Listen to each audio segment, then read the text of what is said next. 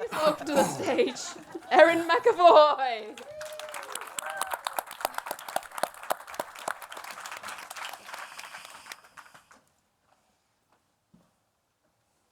Imagine you're driving home. It's late. You've done this journey 100 times. You turn the key, start the engine, and suddenly you're home. But you can't remember how you got there. That feeling, autopilot, that's what gambling addictions can feel like for Irish women. Now picture the M1 from London to Leeds. Every lane is packed, bumper to bumper. If each car held 2 people, you'd need the entire stretch and back again to fit the 190,000 people estimated to have a gambling addiction across the island of Ireland. Now, for most women, the journey doesn't start with a crisis. It starts with normalisation, a free bet, a scratch card. It's just a bit of fun, right? Then come the motivations. She's juggling being a perfect partner, a mother, an employee. There's no room to breathe. Gambling becomes a dopamine hit, an escape, a quick win. Then the triggers, a hard day, a payday, or a notification on her phone saying just one more spin. And suddenly, like that drive home, she's deep into addiction and she's not quite sure how she got there. My name is Dr. Erin McEvoy, and for my PhD, I spent 20 months interviewing women across the island about this issue. From their stories, I created a 9-step gendered conceptual framework which maps their journeys through addiction and into recovery. It includes their triggers, their motivations, the secrecy of addiction, and their fight for recovery. And most importantly, identifies where harm begins and where it can be stopped. Now, the secrecy of addiction, well, there's the shame. The service is designed for men, and a silence so loud it keeps women from speaking and our systems from listening. Still, many do fight their way out, and just as they're starting to recover, a familiar ad appears. Your free bet is waiting. Through this, I didn't collect data. I heard stories that changed me. Because this journey, it's happening in silence, behind closed doors, but it doesn't have to.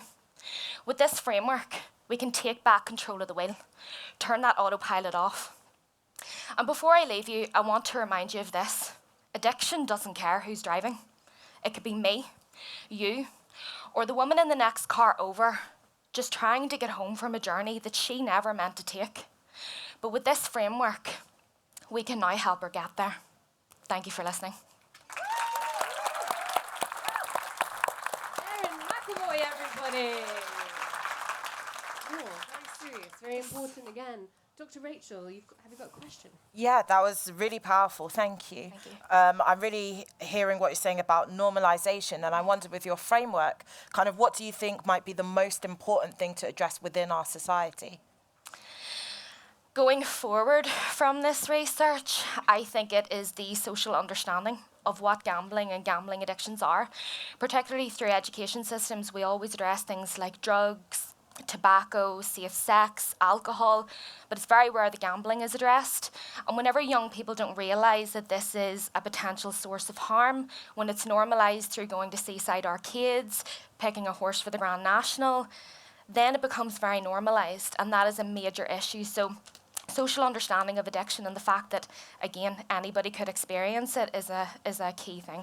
Thank you. Thank you. Absolutely. Nick, have you got a question as well? Yeah, so the basis for addiction in people is, like, does it vary between people? I'm asking a very ignorant, it's really interesting, I don't know anything about it. So is it, I don't know anything about a lot of things. Is it, like, does it vary between people? Is there a common kind of thing that causes addiction that you can sort of tackle? Or does it have to be a quite sort of specific treatment or interventional way of dealing with it for different people? So anyone can really experience an addiction, but there are some indicators that can kind of contribute to it. So there's a genetic predisposition where, for example, if a parent maybe has an addiction, you're more likely to experience it. Same things with socioeconomic status, so where you've been brought up, where you've lived, where you've been raised. That can be an indicator. But there are also people, for example, who have maybe lost their job or have experienced bullying in work, and they've fallen into this as an escape. So there is some indicators, but in a way, sometimes anybody can really experience this. And then in terms of the pathways to treatment and recovery, for the women in my research, every woman was different. So for all of the women, one of the most worrying things that came through this was that every woman experienced suicidal ideation or a suicide attempt at the end of their journeys into addiction. And whenever they then moved into recovery, their treatment pathways looked very different. Some women resonated with Gamblers Anonymous groups and like the camaraderie of it. There were some women who were so secret about this that they actually didn't even tell their family. So when they took part in my research, I'm the only one that knows. So it can look very different for everybody, and that is why it is so important to invest in this research area to protect thousands of women from gambling harm. Absolutely. Thank you. And I'm sure with the internet, it's only a more and more tricky problem. Yeah. Thank you so much, Erin. Erin McEvoy, everybody. Thank you so much.